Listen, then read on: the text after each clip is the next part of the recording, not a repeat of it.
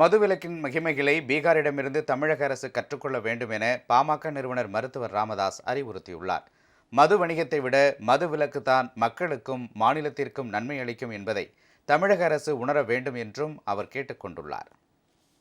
பாமக நிறுவனர் மருத்துவர் ராமதாஸ் வெளியிட்டுள்ள சுற்றுரை பதிவில், குடும்ப வன்முறைகள் தொடர்பான 21 லட்சம் வழக்குகள் தவிர்ப்பு, 18 லட்சம் இளைஞர்கள் உடல் பருமன் குறைபாட்டுக்கு ஆளாவது தவிர்ப்பு, பெண்களுக்கு எதிரான தாக்குதல் குறைவு, ஆண்களின் மது குடிக்கும் அளவு பெருமளவில் குறைவு உள்ளிட்ட ஏராளமான நன்மைகள் ஒற்றை ஆணையால் சாத்தியமாகியுள்ளதாக கூறியுள்ளார்.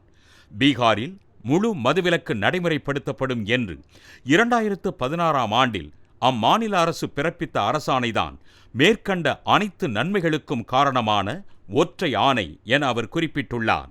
த Lancet regional health south east Asia இதழில் வெளியாகியுள்ள ஆய்வுக் கட்டுரையில் இந்த புள்ளி விவரங்கள் இடம்பெற்றுள்ளன. உலக புகழ்பெற்ற ஆராய்ச்சியாளர்களை கொண்ட குழுவினர் இணைந்து பீகாரில் மதுவிலக்கு நடைமுறைப்படுத்தப்பட்டதால் ஏற்பட்ட நன்மைகள் குறித்து ஆய்வு செய்து இந்த கட்டுரையை வெளியிட்டுள்ளனர். இந்த கட்டுரையில் இடம்பெற்றுள்ள புள்ளி விவரங்கள் ஒருபுறம் இருக்க, பீகாரில் மதுவிலக்கு நடைமுறைப்படுத்தப்பட்டு இருப்பதால் அங்கு அமைதி, மன நிம்மதி, மது சார்ந்த நோய்கள் மற்றும் பிரச்சனைகளில் இருந்து மக்கள் விடுபட்டிருப்பதை பார்க்க முடிகிறது. லான்செட் இதழில் வெளியாகியுள்ள கட்டுரையில் இடம்பெற்றுள்ள புள்ளி விவரங்களை கடந்து மக்கள் அறிந்து கொள்ள வேண்டிய மேலும் பல உண்மைகளும் உள்ளன. பீகார் மாநிலத்தின் மக்கள் தொகை 2016ஆம் ஆண்டுக்கு முன்பாக அங்கு விற்பனையான மதுவின் அளவு ஆகியவற்றை வைத்து பார்க்கும்போது கடந்த 8 ஆண்டுகளில் மதுவால் நிகழ்ந்திருக்க வேண்டிய 8 லட்சம் உயிர் இழப்புகள் தவிர்க்கப்பட்டிருக்கின்றன. பீகார் மாநிலத்தின் ஒட்டுமொத்த உற்பத்தி மதிப்பும் கணிசமாக அதிகரித்திருக்கிறது. இவை நினைத்து பார்க்க முடியாத சாதனைகளாகும். தமிழ்நாட்டில் மதுவிலக்கை நடைமுறைப்படுத்த வேண்டும் என்ற கோரிக்கையை எழுப்பும் போதெல்லாம் கள்ளச்சாராயம் பெருகிவிடும், அரசின் வருவாய் குறைந்துவிடும் என்றெல்லாம் தமிழக ஆட்சியாளர்களால் பூச்சாண்டி காட்டப்படுகிறது. பீகார் மாநிலத்தில் மதுவிலக்கு நடைமுறைப்படுத்தப்பட்டதால் அங்கு கள்ளச்சாராயமும் பெருகவில்லை, அம்மாநில அரசின் வருமானமும் குறையவில்லை என்பதை தமிழக ஆட்சியாளர்கள் உணர வேண்டும்.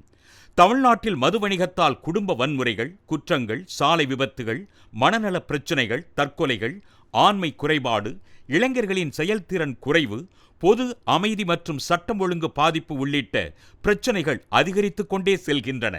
மதுவுக்கு அடிமையாகும் இளைஞர்களின் எண்ணிக்கை அதிகரித்து வருவதால் பணி செய்வதற்கு தகுதியான இளைஞர்கள் கிடைக்காமல் உற்பத்தி குறைகிறது.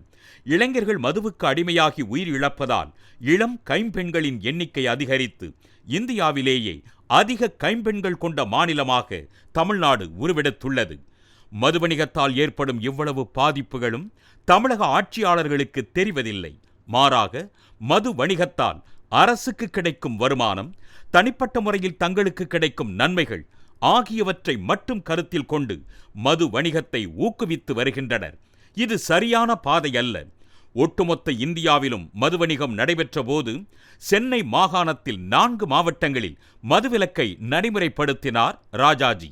அதை அனைத்து மாவட்டங்களுக்கும் விரிவுபடுத்தினார் உத்தமர் ஓமந்தூர் ராமசாமி ரெட்டியார்.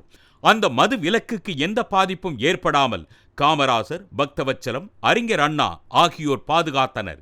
மதுவிலக்கால் அரசுக்கு வருவாய் இழப்பு ஏற்படும் என்றாலும் மக்கள் நலனே முக்கியம் என்று கருதி இந்த முடிவை அவர்கள் எடுத்தனர்.